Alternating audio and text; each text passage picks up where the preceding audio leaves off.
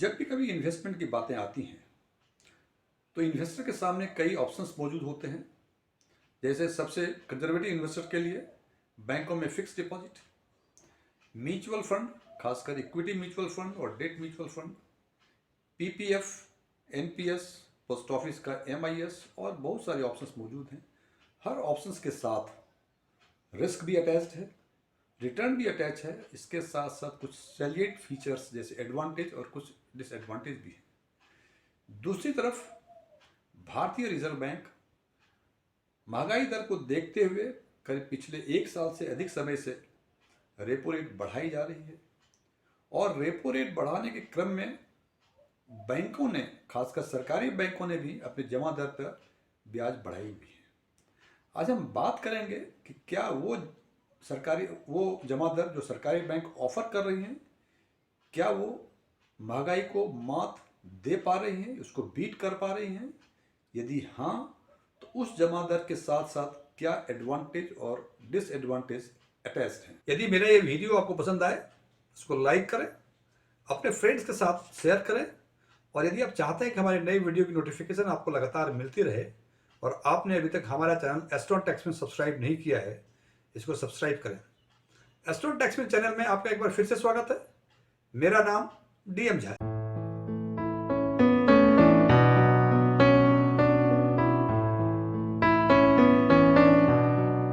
सबसे पहले हम बात कर लें पिछले 5 महीनों की महंगाई दर की। महंगाई दर कहने का यहाँ तात्पर्य है रिटेल इन्फ्लेशन की, सीपीआई इन्फ्लेशन जिसको बोलते हैं, कंज्यूमर प्राइस इंडेक्स के बेसिस पे। सितंबर 2022 में ये 7.41% थी। अक्टूबर 2022 में ये कम होकर 6.77% हो गई। नवंबर में ये और कम हो गई 5.88%। दिसंबर में ये और कम हो गई 5.72%, लेकिन जनवरी में ये फिर बढ़कर 6.52% हो गई। रिटेल इन्फ्लेशन का सीधे साफ शब्दों में यदि हम मान के चलें कि 6.52 रिटेल इन्फ्लेशन कंटिन्यू करती है अगले एक साल के लिए, इसका मतलब जो चीज़ें आज 100 रुपये की मिल रही हैं वो एक साल के बाद वही सामान उतने ही क्वांटिटी में 106 रुपये 52 पैसे की मिलेगी। इसका मतलब यदि कोई इन्वेस्टमेंट एवेन्यूज़ 6.52 इंटरेस्ट दे रहा है, इसका मतलब यदि आज हम 100 रुपये उसमें जमा करें तो एक साल के बाद वो 106 रुपये 52 पैसे मुझे देगी।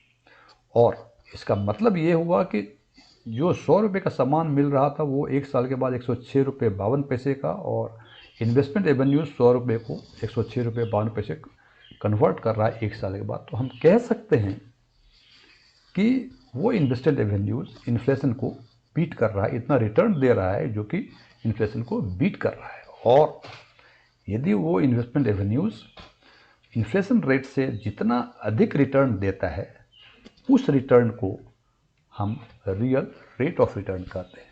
तो हम कह सकते हैं कि real rate of return is equal to normal rate of return जो कि इन्वेस्टमेंट एवेन्यूज देती है माइनस इन्फ्लेशन रेट। अब हम बात करते हैं उन 5 सरकारी बैंकों की जो सबसे अधिक नॉमिनल रेट ऑफ रिटर्न दे रहे हैं, और वो सारे नॉमिनल रेट ऑफ रिटर्न महंगाई को मात दे रही है या इन्फ्लेशन रेट को बीट कर रही है।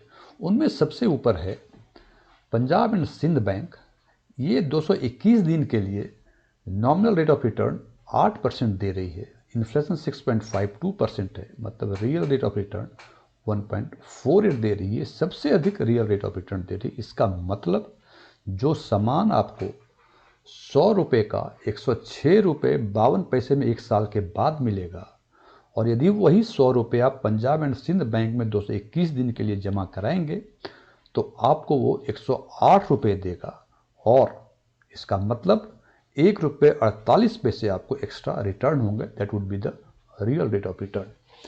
इसमें ये देखें, इसमें पंजाब एंड सिंध बैंक में एक चीज़ें और हैं कि ये 8% जो नॉमिनल रेट ऑफ रिटर्न दे रही हैं, ये तभी दे रही हैं जबकि आप ऑनलाइन एफडी कराएंगे।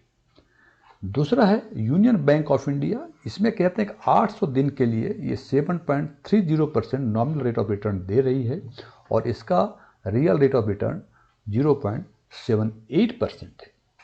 उसके बाद पंजाब नेशनल बैंक जो 666 दिन के टेनर पर 7.25% नॉमिनल रेट ऑफ रिटर्न या रेट ऑफ इंटरेस्ट कह सकते हैं दे रही है, और रियल रेट ऑफ रिटर्न 0.73% है। ये रियल रेट ऑफ रिटर्न जनवरी के लिहाज से है।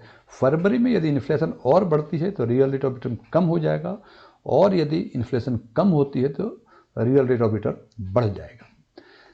केनरा बैंक में 400 दिन के टेनर पर ये ऑफर कर रही है 7.15%, और रियल रेट ऑफ रिटर्न आता है 0.63%, और यूको बैंक 666 दिन के उस पर 7.15 दे रही है, और रियल रेट ऑफ रिटर्न 63% है।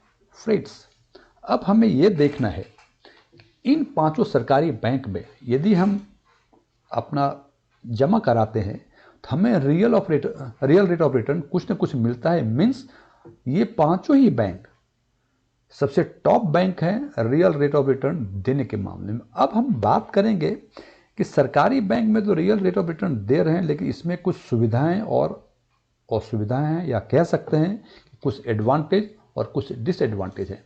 एडवांटेज में सबसे पहले है सिंप्लिसिटी। इसमें यदि पैसे जमा करें, किसी भी सरकारी बैंक में पैसे जमा कराएंगे तो ये आपको पता है कि कब और कितने पैसे मिलेंगे, ना उससे कम ना उससे अधिक।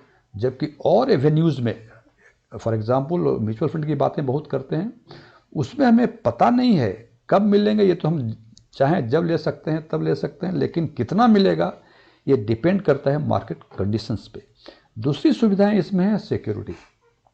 बैंकों में सिक्योरिटी दो तरह की होती है।